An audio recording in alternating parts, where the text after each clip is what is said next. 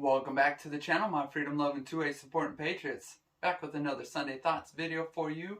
And I'm going to kind of go over on this one my final thoughts on the Rittenhouse case. And while it was so important, not just for him obviously, but for all of us and our right to self-defense. But before we go ahead and get into this one, feel free to hit that thumbs up button and leave a comment down below. Let me know what you think. And well, let's go ahead and get into it. So the Kyle Rittenhouse trial was more than just a trial of this young man and what his future would hold. And let's, not sugarcoat it in any kind of way. His life was basically at stake in this case, because had he been found convicted, he probably would have been sentenced to life in prison on the 2 counts of murder and the attempted count and all that. So thankfully, he was found not guilty. Our judicial system worked, did its job, and found him not guilty on all accounts. So thank God for that. I am very grateful that Kyle will be able to go on living his life as a free man.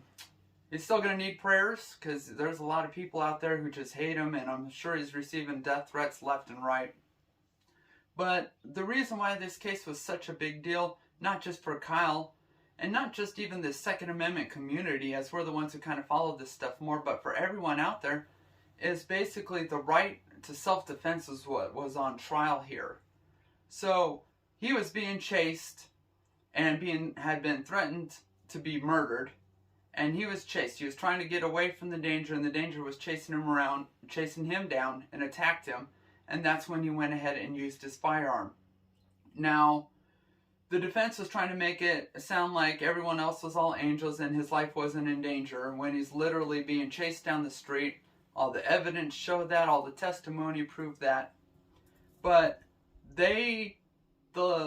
some of these leftist politicians and people on the far left want us to lose our rights for self-defense. Now, why that is, I do not get. Every person out there should have the right to self-defense. It's a God-given right, that we're able to defend ourselves, our families, and loved ones. So the fact that this case wrapped up with him not being guilty on all counts is huge for each and every one of us, and huge for the 2A community. You never know when one of us could find ourselves in a similar situation. Hopefully we're not down there necessarily in that situation where he was, at protests and riots and such.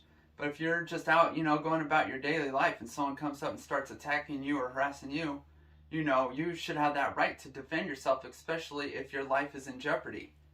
Now, they were trying to get rid of that. Again, I don't know why, but we all should have the right to protect ourselves by any means necessary if a deadly threat is presented against us.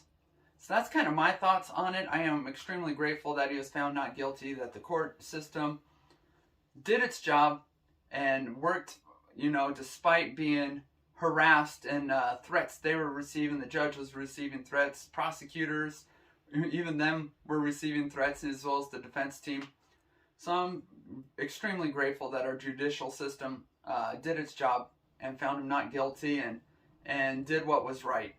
Now, this is kind of where I'm going to get off of that and kind of get into some more thoughts on the case.